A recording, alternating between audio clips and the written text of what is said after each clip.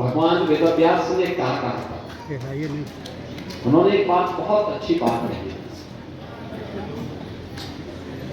उन्होंने कहा था कि देखिए, मैं भगवान वेदव्यास के बारे में क्या कहा जाता है? भगवान वेदव्यास के बारे में कहा जाता है कि उन्होंने चारों वेदों को लोक के लिए समर्पित किया था, उनका संग्रह करके,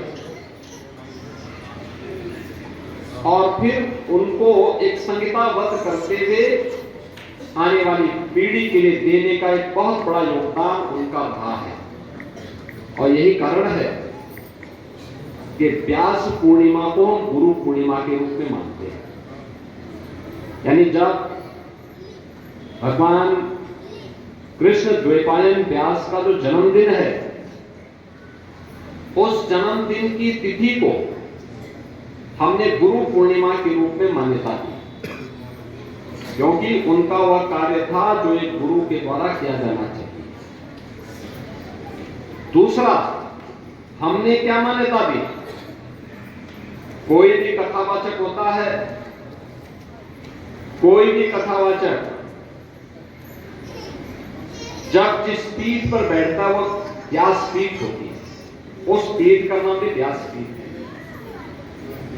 यह व्यास पीठ की मान्यता है कि हर सनातन धर्मावलंबी उस पीठ को सम्मान देगा, और उस व्यासपीठ से कही जाने वाली कथा व्यास के द्वारा भी ऐसा आचरण किया जाएगा जो समाज के लिए मान्य हो, और साथ साथ जो बोले उसके अनुसार वो आचरण भी कर सके, स्वयं का आचरण भी कर सके। और इसीलिए कथा वाचकों के प्रति, कथा व्यास के प्रति लोग सम्मान का भाव रखते हैं। ये सनातन धर्म की परंपरा का एक हिस्सा है। जब उन्होंने महाभारत लिखी, उसके बाद महाभारत के बाद उन्होंने पुराणों की रचना की, और उसके बाद उन्होंने एक बात अंत में उनको कहना पड़ा।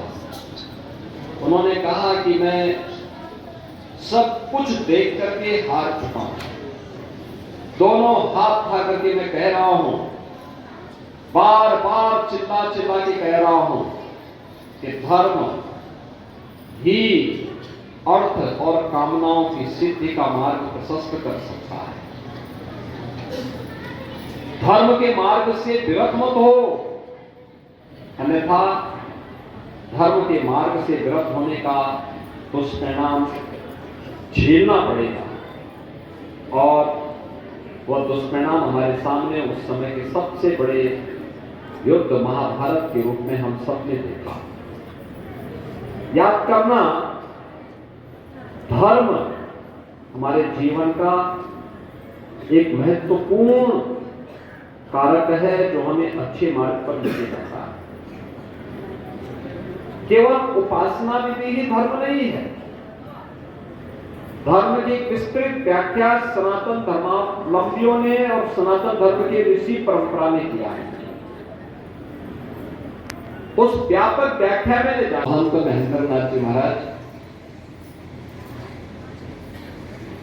देवीपाटन मंदिर के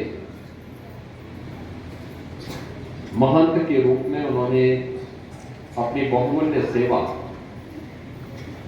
न केवल मंदिर में बल्कि जनपद बलरामपुर में और नाथ संप्रदाय में अपनी सेवाओं के माध्यम से लोगों को धर्म के वास्तविक मर्म के साथ अवगत कराते हुए लोक कल्याण के अनेक कार्यक्रमों को इस क्षेत्र में संचालित करने के लिए जाने जाते हैं।